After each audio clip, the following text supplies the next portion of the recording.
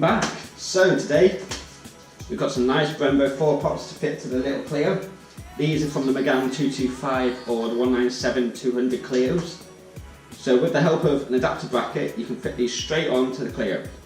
I've got 15-inch wheels, so I'm making them fit to the original Clio discs, which are 280mm. So for that you have to skim a bit off the caliper, a bit off the brackets, and they fit straight on. Or otherwise, if you've got 16s, you can use 300mm discs and they bolt straight on, with the brackets of course. So we're going to be fitting them. I also have some nice PBS racing pads for the track, and some standard Brembo road pads. So easy to quick and change the pads in these, it's just pins, pop the pads out, new pins back in.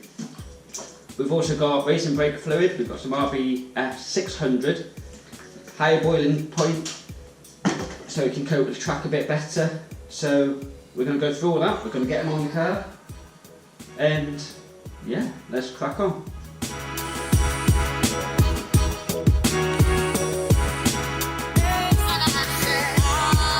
Right, so what we're going to do is get the car up in the air and get the wheel off and pull it safely out of the way. Then we're going to lock the steering over to access the 2 bolts that hold the caliper on much easier. You'll see there's CV grease everywhere because my boot's split, but don't worry because that shaft's going to magically turn into a new one. Right, so we've got the caliper over to the side. We're going to remove the 2 bolts that hold the caliper on, they're 19mm. Now I'm just going to tie it up out of the way for the minute, get my Brembo on, and then I'm going to quickly swap the lines over. Basically so I don't lose a ton of fluid all over the floor. I'm going to be changing the fluid, so you think, that's not an issue, didn't matter if you lose any. I've got ABS on these, and if I get air in that pump, I have to use the clip computer to purge the pump of the air, otherwise you can't do it with your foot basically, by pumping. And I can't be arsed with all that, so we're going to swap it over quickly and then flush the new fluid through. So let's get this off.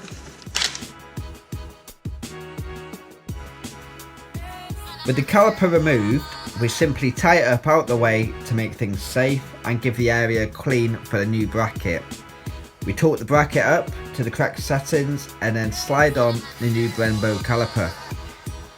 It's just a case of giving it a slight tap with a hammer to get through the panes. I've also used an anti-rattle thread lock on the nuts and bolts, just for a bit of safety. Right, so there's our caliper all nicely bolted on. So what I'm going to do now is just apply some grease to the back of the pads and the pins where they're sitting, because these have a bad habit of seizing in on Brembos. It's not ordinary grease of course, this is high temperature brake grease. It's got no metal in it, so it doesn't affect ABS sensors and stuff like that. What's this? This is a Mintex one. Does the job. To be honest, as soon as I get on track, it'll probably burn off. But because these are road pads, it just helps a bit with the pad moving around, a bit of freedom. Helps it float.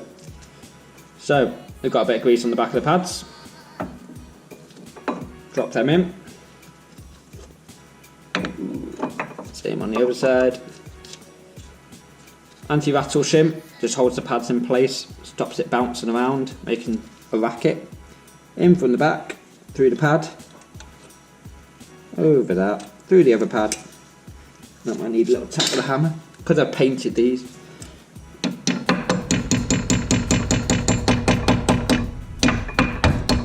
More hammer skills. That one in there. Get my other pin. Through again, give the clip a push down, and we're home. Give that one a tap as well.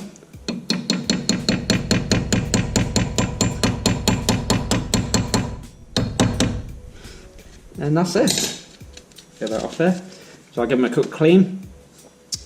These have a little spring basically in them, holds it in place. That's all it is. Rattles in. So now we're going to change the brake pipes over.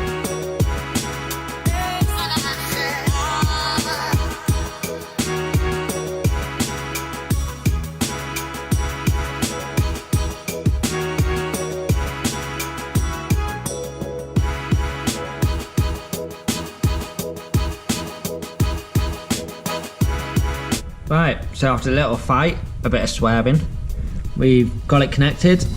It was a bit slack, so I've just put a cable tie around it, just to hold it solid, stop it rattling around. And there we have it. One Brembo brake. So, if I was you and you're just swapping brakes over, I would probably bleed this side out. 2 bleed nipples on here, and then I'll do the other side. Me, I'm going to swap them all over because I'm changing the full fluid in the car, which means, oh shit, all 4 wheels will be coming off the ground, and I'll be flushing the whole system through with my new fluid. So I'm going to do the other side, and then we'll do that.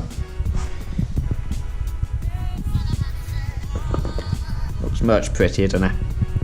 And of course we've got improved braking, larger surface area, can cope with the heat better. Also, these, even with that bracket, oh fucking hell, probably weigh a good kilo less than that, maybe even more, because they are fucking heavy.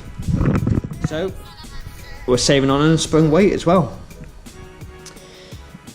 Just remember, these are a big caliper, and if you're trying to get it behind 15-inch wheels, it depends on your wheel if they will fit behind with no spaces. I could just get away with it, but I'm going to run 10mm spaces just to bring it away, because everything expands when it gets hot, and I'd rather be safe. So there we have it. Let's crack on, get the other side done. So now it's just a case of bleeding all the air out the system. Luckily I've got this fancy one-man kit. It's always handy to have 2 people to do it, and of course this is your life, so make sure you do it properly.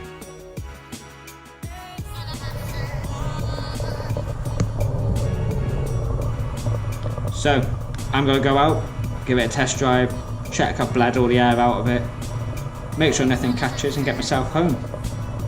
So thank you very much for watching, and we'll see you next time.